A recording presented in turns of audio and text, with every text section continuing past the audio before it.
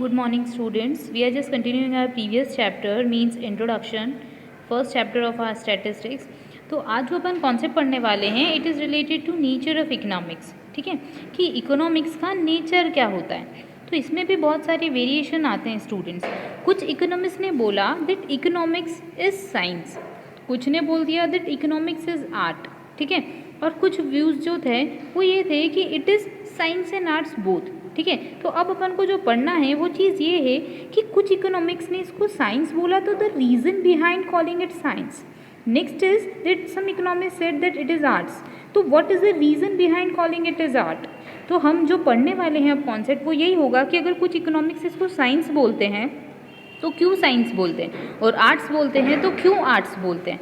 तो first thing let me tell you कि science और आर्ट्स की पहले आपको डेफिनेशन या मीनिंग पता होना चाहिए that what is science and what's is art. ठीक है, तो साइंस और आर्ट्स की डेफिनेशन जानने से पहले अपन देखते हैं दैट व्हाट इज साइंस.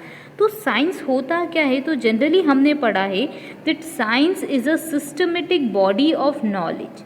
ठीक है, it is a systematic body of knowledge means एक सिस्टम के थ्रू अगर आप नॉलेज को गेन करते हो तो it is known as science. ठीक है, next we can say that science have some predefined rules and regulations. मतलब साइंस के कुछ रूल्स भी होते हैं एंड रेगुलेशंस भी होते हैं, या वी कैन से कि that it has some law.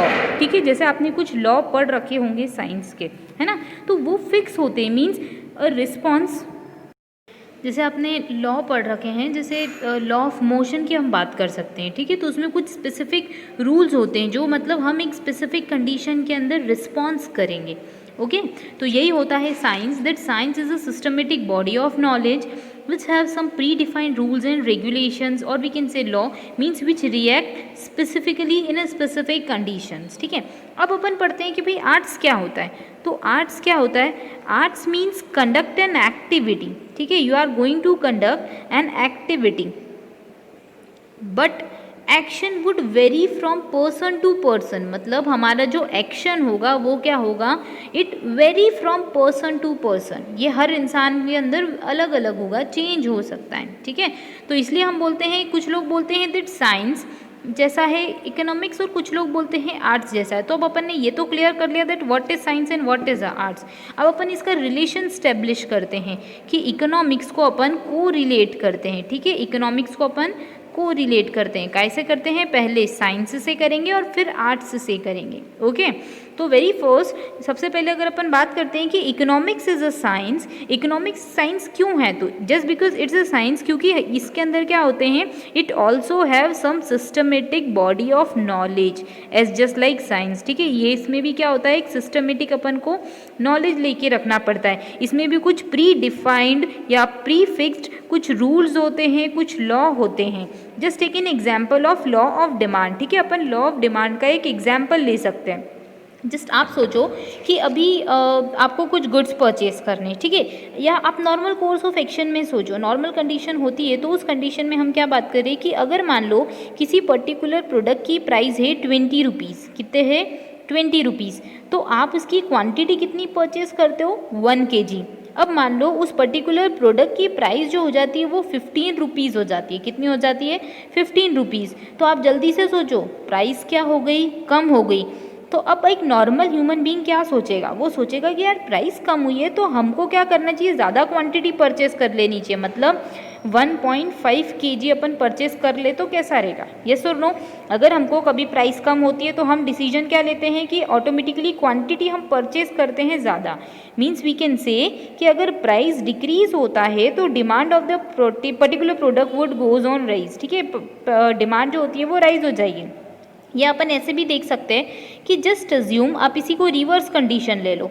ठीक है, रिवर्स कंडीशन मतलब अभी प्राइस है 20 रुपीज़ तो कोई इंसान क्या करता है 1 kg मैंगो परचेस करता है. मतलब एक एग्जांपल मैंगो का ही ले लेते हैं अब, है ना.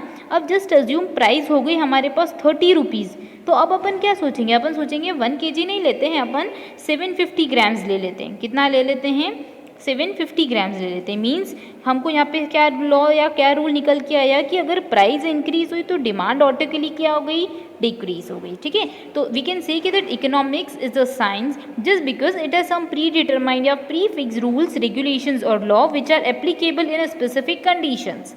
यस और नो? तो हमने इकोनॉमिक्स को क्या बोल दिया, साइंस बोल दिया। Now let's discuss next topic. जो नेक्स्ट टॉपिक है वो हमको ये बोलता है कि दैट इकोनॉमिक्स इज आर्ट। ठीक है, कुछ लोग बोलते हैं कि इकोनॉमिक्स जो है वो क्या है, आर्ट है। तो अपन समझते हैं कि इकोनॉमिक्स आर्ट क्यों है।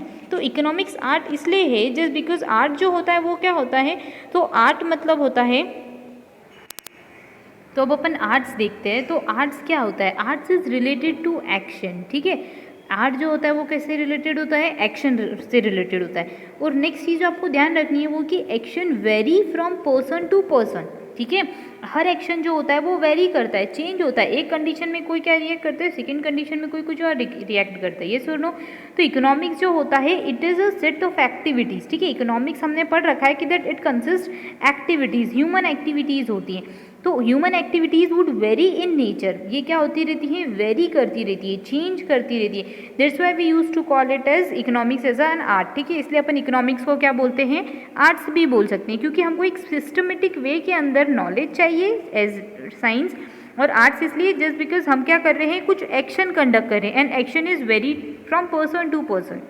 अब अपन ये बात करेंगे कि इकोनॉमिक्स अगर आर्ट में होता है तो वो डील करता है दैट व्हाट इज। ठीक है, इकोनॉमिक्स जो होता है वो कैसे डील करता है, व्हाट इज। ठीक है, फिर हम पढ़ते हैं व्हाट ऑट टू बी, क्या हो सकता है हमारी इकोनॉमी के अंदर। ठीक है, तो इससे रिलेटेड एक्टिविटीज़ जो होती है वो हमारे लिए क्या होती है, आर्ट होती है। तो अगर अपन कंक्लूजन डिराइव करें तो we can say that economics is both science in arts. Science, why it is science? It is science just because it is has some specific rules and regulations, just like law of demand हम बात कर सकते हैं, law of supply होता है, law of consumption होता है, अलग अलग टाइप के लॉ होते हैं जो आप 12th क्लास में आओगे तो पढ़ोगे।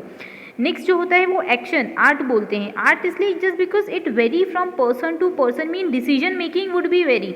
डिसीजन मेकिंग जो होती है वो क्या होती है, चेंज होती है, वेरी करता है एक इंसान से दूसरे इंसान में। That's why we use to call it as science is, sorry economics is science in arts both. ठीक है, आपको ये चीज़ समझ में आ गई, क्योंकि अब अपन देखेंगे कि इकोनॉमी के अंदर बहुत सारे फंक्शंस होते हैं जो एक दूसरे से इंटर लिंक्ड होते हैं। नेक्स्ट वीडियो में अपन वो पढ़ेंगे। Thank you.